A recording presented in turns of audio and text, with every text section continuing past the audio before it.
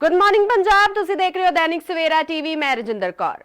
कल रात 12 बजे तो बाद सरकारी बसां दी सर्विस बंद कर दी गई है। दरअसल पंजाब रोडवेज पन बस और पीआरटीसी के कॉन्ट्रैक्ट कर्मचारियों ने 6 सितंबर तो अणमिथे समय लिए हड़ताल ते जाण दा ऐलान किया है। इस दे नाल ही यूनियनां ने लोकां नूं इस हड़ताल विच उन्हां दा साथ देण दी भी अपील की है। दस दईए कि मुलाजमां वल्लों लंबे समय तो अपणीआं मंगां नूं लैके संघर्ष किया जा रहा सी ते सरकार नूं ध्यान च लिआउण दे लई धरने प्रदर्शन किए जा रहे सन।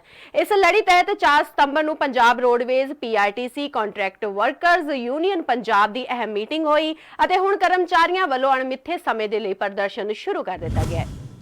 वधदे अगली खबर वाल उत्तर प्रदेश के मुजफ्फरनगर दे विच कल संयुक्त किसान मोर्चे वालों महापंचायत सद्दी गई सी, जिथे कई सूबिया ते किसान आगू और वड्डी गिणती दे विच किसान पहुंचे सन। इस मौके किसान आगू बलबीर सिंह राजेवाल ने संबोधन करदिआं कहा कि सारा देश अज संकट दे विच है। उन्होंने कहा कि मोदी सरकार ने खेती सैक्टर कारपोरेट घराणिਆਂ ਨੂੰ दे दिता है। खेती कानूनों के खिलाफ उन्होंने सरकार दे 11 वार मीटिंग हो चुकी है, पर इस दौरान कोई फैसला नहीं होया।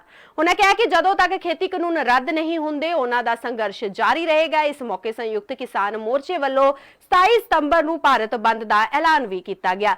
दस दिए कि पहला किसान मोर्चे वालों 25 सितंबर नूं भारत बंद का सद्दा दिता गया सी अते हुण इस फैसले नूं बदल के 27 सितंबर नूं भारत बंद का ऐलान कर दिता गया है। आज सारा देश एक खास तरह के संकट में है। जो आदमी सख्त मेहनत करता है वो भूखा मर रहा है। जो आदमी एसी में बैठा है, जो आदमी एक कॉरपोरेट हाउस चलाता है, देश की सारी दौलत उसकी तरफ धक्के से जा रही है। हम सरकार चुनते हैं। हमारे देश का संविधान कहता है government of the people, by the people, for the people. ये बदकिस्मती से हमसे एक गलती हो गई। ये हिंदू मुसलमान का नाम लेकर भाजपा वाले सत्ता में आ गए तो सरकार बन गई government of the people, for the corporate, by the people. लोग चुनते तो हैं सरकार, लेकिन वो सरकार आज लोगों के लिए नहीं होती। हम अपने नुमाइंदे चुनते हैं, वो पार्लियामेंट में जाते हैं, विधानसभा में जाते हैं।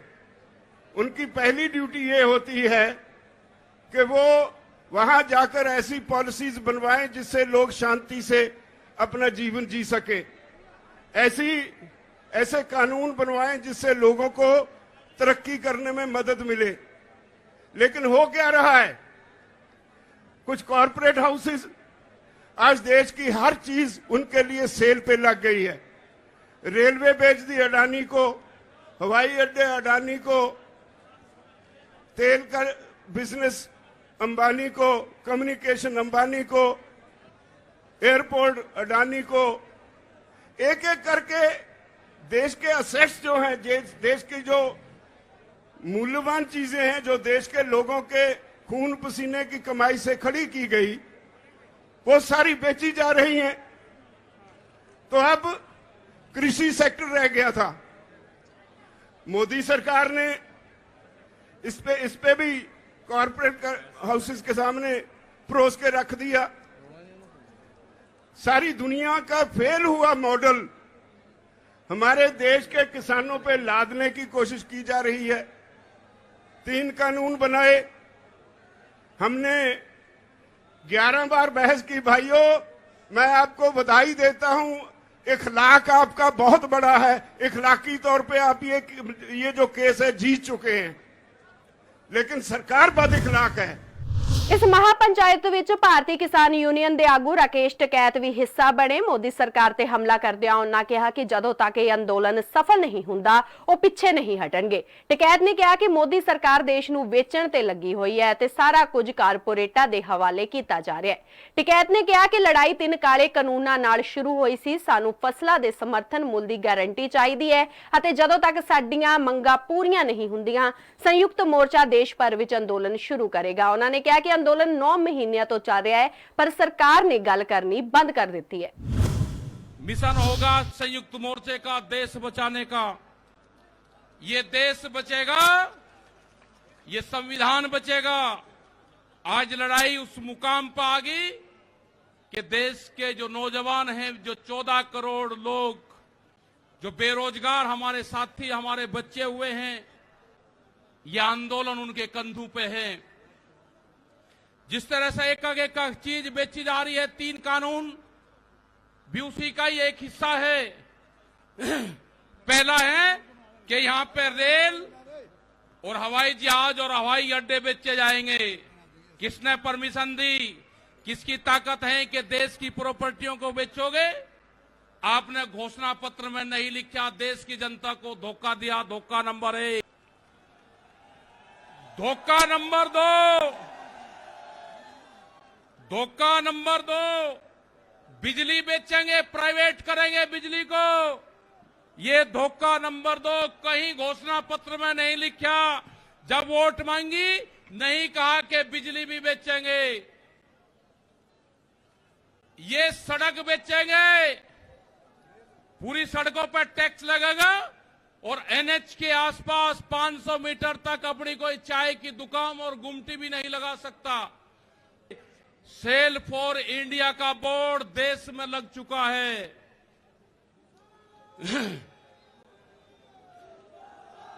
यह है एलआईसी, जो बड़ी कंपनी देश की, बैंक, ये सब बिखरे हैं। इनके खरीदार कोई और नहीं है, खरीदार अडानी और अंबानी हैं। ये बिखरे हैं सब। एफसीआई की जमीन, जहां पे हमारा भंडारण होता था, वे पूरी जमीन, पूरे गोदाम अडानी को दे दिए गए हैं। अब खतरे में कौन कौन है? ओएनजीसी, बीपीसीएल, इस्पात, शिक्षा, प्राइवेट, जो चिकित्सा हो रही है, और देश के संविधान भी खतरे में है। जो बाबा भीमराव अंबेडकर का संविधान था, वो भीड़ में बता जा रहा है, हम उसको भी बता रहे हैं कि बाबा भीमराव अंबेडकर का संविधान भी खतरे में है, उसको भी बचाना है। और ये खेती किसानी जिससे ये आंदोलन शुरू हुआ, ये खेती और किसानी भी बिक्री के कगार पे है। हमारी समझ में जब आया, जब देश की खेती बिकने के कगार पाई, जब ही आंदोलन शुरू हुआ। उसके 3 कानून 9 महीने से किसान आंदोलन है, वो करने को तैयार नहीं है। ਜ਼ਿਲ੍ਹਾ ਮੁਕਤਸਰ ਦੇ ਪਿੰਡ ਹਰੀਕੇ ਕਲਾ ਵਿਖੇ ਗਿੱਦੜਬਾਹਾ ਤੋਂ ਵਿਧਾਇਕ ਅਮਰਿੰਦਰ ਸਿੰਘ ਰਾਜਾ ਵੜਿੰਗ ਨੂੰ ਇੱਕ ਵਾਰ ਫਿਰ ਕਿਸਾਨਾਂ ਦੇ ਵਿਰੋਧ ਦਾ ਸਾਹਮਣਾ ਕਰਨਾ ਪਿਆ। ਕੁਝ ਦਿਨ ਪਹਿਲਾਂ ਹੀ ਇਸੇ ਪਿੰਡ ਦੇ ਵਿੱਚ ਵਿਧਾਇਕ ਰਾਜਾ ਵੜਿੰਗ ਦਾ ਕਿਸਾਨਾਂ ਵੱਲੋਂ ਵਿਰੋਧ ਕੀਤਾ ਗਿਆ ਸੀ। ਗਿੱਦੜਬਾਹਾ ਹਲਕੇ ਦੇ ਪਿੰਡ ਹਰੀਕੇ ਕਲਾ ਵਿਖੇ ਪਹੁੰਚਣ ਤੇ ਰਾਜਾ ਵੜਿੰਗ ਨੂੰ ਕਿਸਾਨਾਂ ਵੱਲੋਂ ਕਾਲੀਆਂ ਝੰਡੀਆਂ ਵਿਖਾਈਆਂ ਗਈਆਂ ਅਤੇ ਜ਼ੋਰਦਾਰ ਨਾਅਰੇਬਾਜ਼ੀ ਵੀ ਕੀਤੀ ਗਈ। ਪੁਲਿਸ ਪ੍ਰਸ਼ਾਸਨ ਨੇ ਇਸ ਦੌਰਾਨ ਕਿਸਾਨਾਂ ਨੂੰ ਇੱਕ ਪਾਸੇ ਰੋਕੀ ਰੱਖਿਆ ਅਤੇ ਵਿਧਾਇਕ ਰਾਜਾ ਵੜਿੰਗ ਦੀ ਕਾਰ ਨੂੰ ਇੱਥੋਂ ਲੰਘਾ ਦਿੱਤਾ ਗਿਆ। ਇਸ ਦੌਰਾਨ ਇਕੱਠੇ ਹੋਏ ਕਿਸਾਨਾਂ ਨੇ ਕਿਹਾ ਕਿ ਉਹਨਾਂ ਨੇ ਰਾਜਾ ਵੜਿੰਗ ਤੋਂ ਕੁਝ ਸਵਾਲ ਕਰਨੇ ਸਨ, ਪਰ ਪੁਲਿਸ ਪ੍ਰਸ਼ਾਸਨ ਨੇ ਉਹਨਾਂ ਨੂੰ ਪਾਸੇ ਕਰ ਦਿੱਤਾ। ਪਹਿਲਾਂ ਨਾ ਜਦੋਂ ਕਾਲੇ ਕਾਨੂੰਨ ਪਾਸ ਹੋਏ, ਉਦੋਂ ਅਸੀਂ ਪਿੰਡ ਦੇ ਵਿੱਚ ਪੋਸਟਰ ਲਾਏ ਸੀਗੇ ਵੀ ਕੋਈ ਵੀ ਰਾਜਨੀਤਿਕ ਲੀਡਰ ਸਾਡੇ ਪਿੰਡ 'ਚ ਹੋਵੇ, ਭਾਵੇਂ ਅਕਾਲੀ ਦਲ, ਭਾਵੇਂ ਝਾੜੂ ਵਾਲਾ, ਕੋਈ ਕਾਂਗਰਸੀ ਆ। ਅੱਜ ਸਾਡੇ ਮਤਲਬ ਮੁਜ਼ੱਫਰਨਗਰ, ਅੱਜ ਸਾਰਿਆਂ ਨੂੰ ਪਤਾ ਹੀ ਹੈ ਵੀ ਅੱਜ ਮਹਾ ਪੰਚਾਇਤ ਆ, ਤਾਂ ਸਾਡੇ ਪਿੰਡ ਦੇ ਯੂਨੀਅਨ ਸੀ ਜਿਹੜੀ ਉਹ ਅੱਜ ਮਹਾ ਪੰਚਾਇਤ ਦੇ ਵਿੱਚ ਸ਼ਾਮਲ ਹੋਣ ਗਏ ਆ। ਤੇ ਇਹਨਾਂ ਨੂੰ ਇਸ ਗੱਲ ਦੀ ਭਿਣਕ ਲੱਗੀ ਤੇ ਅੱਜ ਅਕਾਲੀ ਦਲ ਦੇ ਵੀ ਤੇ ਕਾਂਗਰਸ ਵੀ ਅੱਜ ਸਾਡੇ ਪਿੰਡ 'ਚ ਸਾਰੇ ਮਤਲਬ ਅੱਜ ਮੌਕਾ ਉਠਾ ਕੇ ਅੱਜ ਸਾਡੇ ਪਿੰਡ ਦੇ ਵਿੱਚ ਦਖਲ ਹੋਏ ਆ। ਤੇ ਫਿਰ ਵੀ ਅਸੀਂ ਉਹਨਾਂ ਵਿਰੋਧ ਕੀਤਾ, ਪਰ ਪੁਲਿਸ ਪ੍ਰਸ਼ਾਸਨਾਂ ਦਾ ਵੀ ਅਸੀਂ ਖੜ ਕੇ ਤੁਹਾਡੀ ਗੱਲ ਕਰਾਉਣੇ ਆ, ਗੱਲਬਾਤ ਕਰਾਉਣੇ ਆ, ਪਰ ਪੁਲਿਸ ਪ੍ਰਸ਼ਾਸਨ ਨੇ ਉਹਨਾਂ ਦਾ ਪੱਖ ਪੂਰਿਆ ਤੇ ਉਹਨਾਂ ਦੀ ਮਤਲਬ ਰਾਜੇ ਵੜਿੰਗ ਨਾਲ ਸਾਡੀ ਕੋਈ ਗੱਲਬਾਤ ਨਹੀਂ ਹੋਣ ਦਿੱਤੀ। ਤੇ ਅਸੀਂ ਵਿਰੋਧ ਐਂ ਹੀ ਰੱਖਾਂਗੇ, ਕੋਈ ਨਹੀਂ, ਜਿੰਨਾ ਚਿਰ ਸਾਨੂੰ ਸੰਯੁਕਤ ਮੋਰਚੇ ਦੀ ਕਾਲ ਆ, ਅਸੀਂ ਇਹਨਾਂ ਦਾ ਵਿਰੋਧ ਕਰਦੇ ਰਵਾਂਗੇ। ਪੰਜਾਬ 'ਚ 2022 ਦੀਆਂ ਚੋਣਾਂ ਲੜਨ ਲਈ ਸਾਰੀਆਂ ਸਿਆਸੀ ਪਾਰਟੀਆਂ ਵੱਲੋਂ ਰਣਨੀਤੀ ਤਿਆਰ ਕੀਤੀ ਜਾ ਰਹੀ ਹੈ। ਇਸੇ ਦੇ ਤਹਿਤ ਸ਼੍ਰੋਮਣੀ ਅਕਾਲੀ ਦਲ ਵੱਲੋਂ 100 ਦਿਨਾਂ ਵਿੱਚ 100 ਹਲਕਿਆਂ ਦੀ ਯਾਤਰਾ ਸ਼ੁਰੂ ਕੀਤੀ ਗਈ, ਪਰ ਸੁਖਬੀਰ ਬਾਦਲ ਨੂੰ ਇਸ ਦੌਰਾਨ ਕਿਸਾਨਾਂ ਦੇ ਵਿਰੋਧ ਦਾ ਸਾਹਮਣਾ ਕਰਨਾ ਪਿਆ, ਜਿਸ ਕਾਰਨ ਇਹ ਯਾਤਰਾ 6 ਦਿਨਾਂ ਦੇ ਲਈ ਮੁਲਤਵੀ ਕਰ ਦਿੱਤੀ ਗਈ। ਇਸ ਯਾਤਰਾ ਨੂੰ ਲੈ ਕੇ ਕਾਂਗਰਸੀ ਸਾਂਸਦ ਰਵਨੀਤ ਬਿੱਟੂ ਨੇ ਅਕਾਲੀ ਦਲ ਨੂੰ ਨਿਸ਼ਾਨੇ ਤੇ ਲਿਆ ਅਤੇ ਕਿਹਾ ਕਿ ਕਿਸਾਨੀ ਸੰਘਰਸ਼ ਦੇ ਚੱਲਦੇ ਅਕਾਲੀ ਦਲ ਵੱਲੋਂ ਸੂਬੇ ਦਾ ਮਾਹੌਲ ਖਰਾਬ ਕਰਨ ਦੀ ਕੋਸ਼ਿਸ਼ ਕੀਤੀ ਜਾ ਰਹੀ ਹੈ। ਉਹਨਾਂ ਕਿਹਾ ਕਿ ਕਿਸਾਨਾਂ ਵੱਲੋਂ ਅਕਾਲੀ ਦਲ ਦਾ ਲਗਾਤਾਰ ਵਿਰੋਧ ਕੀਤਾ ਜਾ ਰਿਹਾ ਹੈ। ਮੈਨੂੰ ਇਹ ਦੱਸੋ ਵੀ ਕਿਹੜੇ ਹਲਕੇ 'ਚ ਸ਼ੁਰੂ ਕੀਤਾ ਸੀ? ਜੀਰੇ ਤੋਂ ਖਤਮ ਕੀਤਾ ਮੈਨੂੰ ਲੱਗਦਾ ਜਿਹੜਾ ਮੋਗੇ ਤੋਂ। ਮੇਰਾ ਕਹਿਣ ਦਾ ਭਾਵ ਕੋਈ ਕਸਰ ਛੱਡੀ? ਭਰਾ ਮਾਰ ਜੰਗ ਤੋਂ ਕਸਰ ਛੱਡੀ ਕੋਈ? ਵੀ ਕਿਤੇ ਕੋਈ ਗੋਲੀ ਚੱਲ ਜੇ, ਕਿਤੇ ਕੋਈ ਡਾਂਗ ਖੜਕ ਜੇ, ਜਿਹਦੇ ਨਾਲ ਪੰਜਾਬ ਦਾ ਦੁਬਾਰਾ ਮਾਹੌਲ ਖਰਾਬ ਹੋ ਜੇ। ਅਸੀਂ ਤਾਂ ਸੁੱਖਾਂ ਸੁੱਖਦੇ ਹਾਂ, ਪ੍ਰਮਾਤਮਾ ਇੰਨੀਆਂ ਕੁਰਬਾਨੀਆਂ ਦੇ ਕੇ ਪੰਜਾਬੀਆਂ ਨੇ ਅਮਨ ਸ਼ਾਂਤੀ ਲਿਆਂਦੀ ਆ, ਪਰ ਕੋਈ ਕਸਰ ਨਹੀਂ ਛੱਡੀ। ਉਹਨਾਂ ਨੇ ਹਰ ਜਗ੍ਹਾ ਜਿੱਥੇ ਕਿਸਾਨ ਖੜੇ ਹੁੰਦੇ ਸੀ ਉਹਨਾਂ ਦੇ ਮੂਹਰੇੋਂ ਝੰਡੇ ਲਾ ਕੇ, ਮੋਟਰਸਾਈਕਲ ਉਹਨਾਂ ਦੇ ਮੂਹਰੇੋਂ ਡਾਂਗਾਂ ਲੈ ਕੇ। ਇਹ ਮੈਂ ਤੁਹਾਨੂੰ ਦੱਸਾਂ, ਕਈ ਵਾਰ ਇਹ ਜੇ ਪੁਲਿਸ ਐਡਮਿਨਿਸਟ੍ਰੇਸ਼ਨ ਜੇ ਕਿਤੇ ਕੰਟਰੋਲ ਨਾ ਕਰਦੀ, ਨਾ ਇੰਟਰਵੀਨ ਕਰਦੀ ਵਿੱਚ, ਇਹਨਾਂ ਦੀ ਪੂਰੀ ਪਲੈਨਿੰਗ ਸੀ ਵੀ ਕਿਤੇ ਨਾ ਕਿਤੇ ਕਿਸਾਨਾਂ ਨਾਲ, ਜਾਂ ਕਿਸਾਨ ਸਾਨੂੰ ਕਿਸੇ ਨੂੰ ਮਾਰ ਦੇਣ, ਜਾਂ ਅਸੀਂ ਕੋਈ ਐਸੀ ਗੱਲ ਕਰੀਏ ਜਿਹਦੇ ਨਾਲ ਇੱਕ ਬਹਾਨਾ ਬਣਾ ਕੇ ਕਾਂਗਰਸ ਦੇ ਵਿੱਚ ਦੁਬਾਰਾ, ਪੰਜਾਬ ਦੇ ਵਿੱਚ ਦੁਬਾਰਾ ਜਿਹੜੀ ਆ ਉਹ ਅੱਗ ਲਾਈਏ ਤੇ ਕਾਂਗਰਸ ਪਾਰਟੀ ਤੇ ਸਰਕਾਰ ਦੇ ਜੁੰਮੇ ਲਾ ਦਈਏ ਚੀਜ਼। ਇਸ ਕਰਕੇ ਇਹ ਤਾਂ ਬਹੁਤ ਖਤਰਨਾਕ ਖੇਲ ਆ ਜਿਹੜੀ ਉਹ ਅਕਾਲੀ ਦਲ ਨੇ ਖੇਲੀ ਆ ਬੀਐਸਪੀ ਵਾਲੇ ਨਾਲ ਰਲ ਕੇ। ਜਿੱਥੇ ਵੀ ਤੁਸੀਂ ਦੇਖੋ ਇਹਨਾਂ ਦੀਆਂ ਬੱਸਾਂ ਉੱਥੋਂ ਲੰਘਦੀਆਂ ਰਹੀਆਂ ਜਿੱਥੇ ਉਹ ਰੁਕੇ ਰਹੇ ਆ। ਤੇ ਇਸ ਕਰਕੇ ਇਹਨਾਂ ਦੀ ਤਾਂ ਗੱਲ ਛੱਡ ਦਿਓ। ਅਖੀਰ ਹੁਣ ਉਹਨਾਂ ਨੂੰ ਰੱਦ ਕਰਨੀਆਂ ਪਈਆਂ ਏ। ਜਿਹੜੀ ਯਾਤਰਾ ਏ ਉਹ ਸੁਖਬੀਰ ਬਾਦਲ ਨੂੰ ਪ੍ਰੈਸ ਕਾਨਫਰੰਸ ਕਰਕੇ ਰੋਕਣੀ ਪਈ, ਤੇ ਨਾਲ ਦੀ ਨਾਲ ਸਾਹਨੇ ਵਾਲੇ ਧਮਕੀ ਦਿੱਤੀ ਵੀ ਅਸੀਂ ਕੱਲੇ ਨੂੰ ਜਿਹੜਾ ਜੇ ਇਸ਼ਾਰਾ ਕਰਤਾ ਤਾਂ ਕੱਲੇ ਨੂੰ ਅਸੀਂ ਲੱਭਣ ਨਹੀਂ ਦੇਣੇ। ਦੇਖੋ ਆ ਮੇਰੇ ਵਰਗੇ, ਮੈਂ ਤੁਸੀਂ ਕਹੋਗੇ ਗੱਲ ਕਰਦਾ, ਕਿਸਾਨ ਨੇ, ਮੈਂ ਸਮਝਦਾ ਚਾਹੇ ਕੋਈ ਵੀ ਸੀ, ਜੋ ਸਾਡੇ ਨਾਲ ਹੋਇਆ ਤੁਸੀਂ ਸਾਰੇ ਕੈਮਰਿਆਂ ਮੂਹਰੇ ਦੇਖਿਆ ਵੀ ਕੋਈ ਮਰਨੋਂ ਮੇਰੀ ਕਸਰ ਨਹੀਂ। ਪਰ ਅਸੀਂ ਇਹ ਨਹੀਂ ਕਿਹਾ ਵੀ ਕਿਸਾਨ ਇਹਦੇ ਵਿੱਚ ਇਨਵੋਲਵ ਆ ਜਾਂ ਕਿਸਾਨ ਦੇ ਉਲਟ। ਇਹ ਤਾਂ ਧਮਕੀਆਂ ਦੇਣ ਲੱਗੇ ਇੱਕ ਵਿਰੋਧ ਕਰਕੇ। ਕਿਸਾਨਾਂ ਪਿੱਛੇ ਬੀਬੀ ਹਰਸਿਮਰਤ ਮੇਰੇ ਕੋਲ ਤਾਂ ਪਾਰਲੀਮੈਂਟ 'ਚ ਜਦੋਂ ਮੈਂ ਪੁੱਛਿਆ ਸੀ ਉਦੋਂ ਤਾਂ ਕਹਿੰਦੇ ਸੀ ਵੀ ਅਸੀਂ ਕਿਸਾਨਾਂ ਪਿੱਛੇ ਖੜੀਆਂ, ਫੱਟੀਆਂ ਚੱਕੀ। ਤੇ ਹੁਣ ਹਰਸਿਮਰਤ ਆਪਣੇ ਸਤਿਕਾਰਯੋਗ ਉਹਨਾਂ ਦੇ ਘਰ ਵਾਲੇ ਤੋਂ ਇਲਾਵਾ ਅਕਾਲੀ ਦਲ ਦੇ ਪ੍ਰਧਾਨ ਨੇ ਸੁਖਬੀਰ ਬਾਦਲ, ਹੁਣ ਹਰਸਿਮਰਤ ਬੀਬੀ ਆਪਣੇ ਘਰ ਵਾਲੇ ਨੂੰ ਵੀ ਪੁੱਛੇ ਵੀ ਜਿਹੜੀਆਂ ਧਮਕੀਆਂ ਦਿੰਨੀਆਂ ਵੀ ਕੱਲੇ ਨੂੰ ਅਸੀਂ ਜੇ ਇੱਕ ਇਸ਼ਾਰਾ ਕਰਤਾ ਅਸੀਂ ਦੇਖ ਲਾਂਗੇ, ਕੱਲਾ ਅਸੀਂ ਜਿਹੜਾ ਉਹ ਕੱਢ ਉਹਨੂੰ ਛੱਲੀਆਂ ਵਾਂਗੂ ਕੁੱਟਾਂਗੇ, ਮਾਰਾਂਗੇ। ਹੁਣ ਬੀਬੀ ਆਪਣੇ ਘਰ ਵਾਲੇ ਨੂੰ ਜਵਾਬ ਉਦੋਂ ਪੁੱਛੇ। ਇਸ ਤੋਂ ਇਲਾਵਾ ਆਮ ਆਦਮੀ ਪਾਰਟੀ ਨੂੰ ਲੰਬੇ ਹੱਥੀ ਲੈਂਦਿਆਂ ਬਿੱਟੂ ਨੇ ਕਿਹਾ ਕਿ ਇਹਨਾਂ ਨੂੰ ਅਜੇ ਤੱਕ ਪੰਜਾਬ ਵਿੱਚ ਮੁੱਖ ਮੰਤਰੀ ਦਾ ਚਿਹਰਾ ਹੀ ਨਹੀਂ ਲੱਭਿਆ। ਆਮ ਆਦਮੀ ਤਾਂ ਵਿਚਾਰੇ ਦੀ ਕੀ ਗੱਲ ਕਰਨੀ ਆ, ਉਹ ਤਾਂ ਅਜੇ ਆਪਦੇ ਵਰਕਰ ਹੀ ਗੇਟਾਂ ਤੇ ਨਾਅਰੇ ਲਾ ਰਹੇ ਆ ਵੀ ਬਾਹਰ ਨਿਕਲਿਓ ਆਪਣੇ ਮੁੱਖ ਮੰਤਰੀ ਦੇ ਚਿਹਰੇ ਨੂੰ।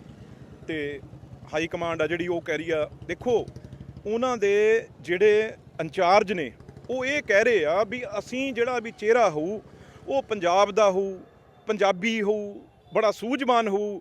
ਇਹਦਾ ਮਤਲਬ ਹਜੇ ਤੱਕ ਆਮ ਆਦਮੀ ਪਾਰਟੀ ਦੇ ਵਿੱਚ ਉਹਨਾਂ ਨੂੰ ਕੋਈ ਚਿਹਰਾ ਨਹੀਂ ਸੂਝਵਾਨ ਜਾਂ ਪੰਜਾਬੀ ਕੋਈ ਸਿਆਣਾ ਆਪਣੇ ਲੱਭਦਾ ਹੀ ਨਹੀਂ। ਹਜੇ ਉਹ ਲੱਭਣ ਲੱਗੇ ਹੋਏ ਨੇ। ਮੇਰੇ ਕਹਿਣ ਦਾ ਭਾਵ ਵੀ ਉਹ ਹਜੇ ਤੱਕ 2 ਇਲੈਕਸ਼ਨਾਂ ਲੜ ਚੁੱਕੇ ਆ, ਪਾਰਲੀਮੈਂਟ ਦੀਆਂ, ਦੂਜੀ ਵਿਧਾਨ ਸਭਾ ਦੀ ਆਉਣ ਲੱਗੀ ਆ, ਹਜੇ ਤੱਕ ਉਹਨਾਂ ਨੂੰ ਪੰਜਾਬੀ ਨਹੀਂ ਲੱਭਿਆ, ਸੂਝਵਾਨ ਹੀ ਨਹੀਂ ਲੱਭਿਆ। ਇਹਦਾ ਮਤਲਬ ਜਿਹੜੇ ਆਮ ਆਦਮੀ ਪਾਰਟੀ ਦੇ ਵਿੱਚ ਹਜੇ ਤੱਕ ਨੇ ਉਹ ਸਾਰੇ ਕਮਲੇ ਨੇ, ਉਹ ਸਿਆਣੇ ਨਹੀਂ ਗੇ। ਇਹ ਮਤਲਬ ਆ ਕਹਿਣ ਦਾ ਜਿਹੜੇ ਇੰਚਾਰਜ ਸਾਹਿਬ ਉਹਨਾਂ ਦੇ ਬਿਆਨ ਦੇ ਰਹੇ ਸੀਗੇ ਇੱਕ ਚੈਨਲ ਤੇ ਬੈਠੇ। ਇਹ ਸਨ ਹੁਣ ਤੱਕ ਦੀਆਂ ਕੁਝ ਖਾਸ ਖਬਰਾਂ। ਵਧੇਰੇ ਜਾਣਕਾਰੀ ਲਈ ਜੁੜੇ ਰਹੋ ਦੈਨਿਕ ਸਵੇਰਾ ਟੀਵੀ ਦੇ ਨਾਲ ਤੇ ਜਾਂਦੇ ਇੱਕ ਨਜ਼ਰ ਪਾ ਲੈਣੇ ਅੱਜ ਦੀਆਂ ਕੁਝ ਖਾਸ ਖਬਰਾਂ ਤੇ। ਪੰਜਾਬ ਵਿੱਚ ਕੱਲ ਰਾਤ 12 ਵਜੇ ਤੋਂ ਬਾਅਦ ਸਰਕਾਰੀ ਬੱਸਾਂ ਦੀ ਸਰਵਿਸ ਬੰਦ, ਅਣਮਿੱਥੇ ਸਮੇਂ ਲਈ ਹੜਤਾਲ ਤੇ ਗਏ ਕਰਮਚਾਰੀ। ਕਿਸਾਨ ਆਗੂ ਬਲਬੀਰ ਸਿੰਘ ਰਾਜੇਵਾਲ ਦਾ ਬਿਆਨ, ਕਿਹਾ ਸਾਰਾ ਦੇਸ਼ ਅੱਜ ਸੰਕਟ ਵਿੱਚ। ਸੰਯੁਕਤ ਕਿਸਾਨ ਮੋਰਚੇ ਵੱਲੋਂ 27 ਸਤੰਬਰ ਨੂੰ ਭਾਰਤ ਬੰਦ ਦਾ ਐਲਾਨ। ਰਾਕੇਸ਼ ਟਕੈਤ ਨੇ ਵੀ ਚੁੱਕੇ ਮੋਦੀ ਸਰਕਾਰ ਤੇ ਸਵਾਲ, ਜਦੋਂ ਤੱਕ ਸਾਡੀਆਂ ਮੰਗਾਂ ਪੂਰੀਆਂ ਨਹੀਂ ਹੁੰਦੀਆਂ ਸੰਯੁਕਤ ਮੋਰਚਾ ਦੇਸ਼ ਭਰ ਵਿੱਚ ਕਰਦਾ ਰਹੇਗਾ ਅੰਦੋਲਨ।